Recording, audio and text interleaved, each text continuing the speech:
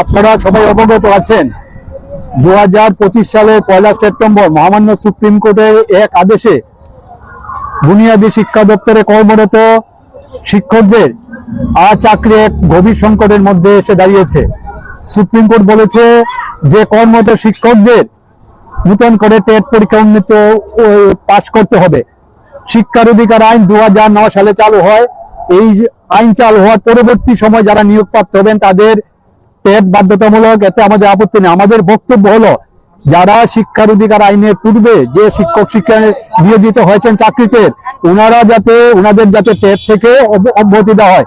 এই জন্য আমরা যে আজকের যে দাবি, আমরা জানি সংসদ ইচ্ছে করলে, কেন্দ্রীয় মন্ত্রিসভা ইচ্ছে করলে অর্ডিন্যান্স জারি করে বা সংসদে আইন সংশোধন করে যে ন্যাশনাল কাউন্সিল অফ টিচার্স এডুকেশনের যে 23 নম্বর ধারার বলে যে আজকে টেট দেওয়া যে বাধ্যতামূলক বলেছে তার থেকে অব্যাহতি দেওয়ার জন্য যে আমাদের বক্তব্য যাতে কেন্দ্রীয় সরকারে পৌঁছে, এর জন্য আমাদের আজকের মিছিল। এরপরে পথসভায় মিলিত হব।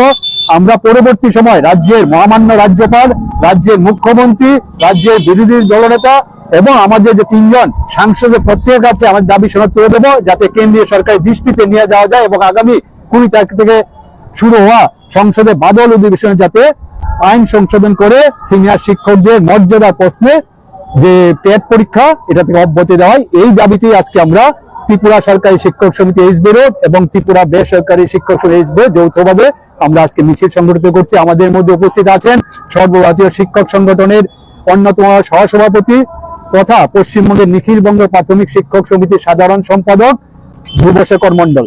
আপনার নামটা? আমার নাম আশিস চৌধুরী, আমি সাধারণ সম্পাদক ত্রিপুরা সরকারি শিক্ষক সমিতি এইচবিরোড।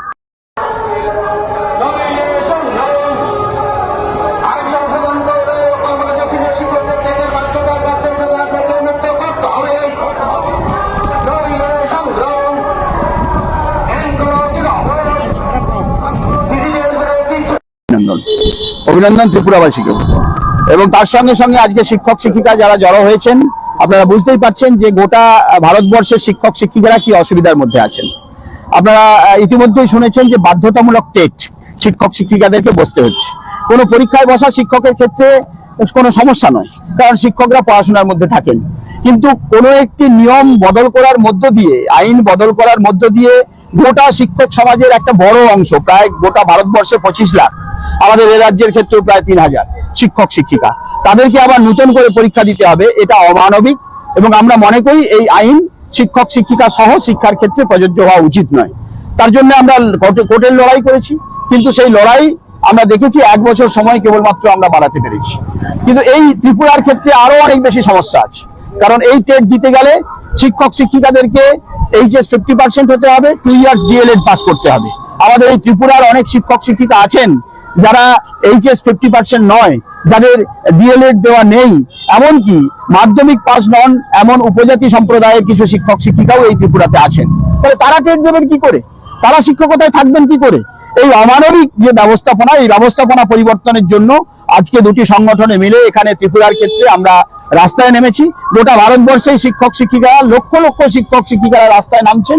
আমরা আমাদের পশ্চিমবঙ্গের ক্ষেত্রে ABTA ABPTA এই গুরুত্বপূর্ণ দায়িত্বপূর্ণ ব্যবস্থা আমরা পালন করছি, যার মধ্য দিয়ে আগামী দিনে সংসদে আমরা এটিকে বিল পাসের মধ্য দিয়ে এই বাধ্যতামূলক টেট আইনটিকে বাতিল করতে হবে, এই দাবিতে আমরা সোচ্চার হব। আজকেও সেই দাবিতে আমরা এই রাস্তায় এখানে নেমেছি ত্রিপুরাতে। আমি Dhrubashekhar Mondal, school teachers federation of ইন্ডিয়ার সহসভাপতি এবং নিখিল বঙ্গ প্রাথমিক শিক্ষক সমিতি ABPTA এর সাধারণ সম্পাদক।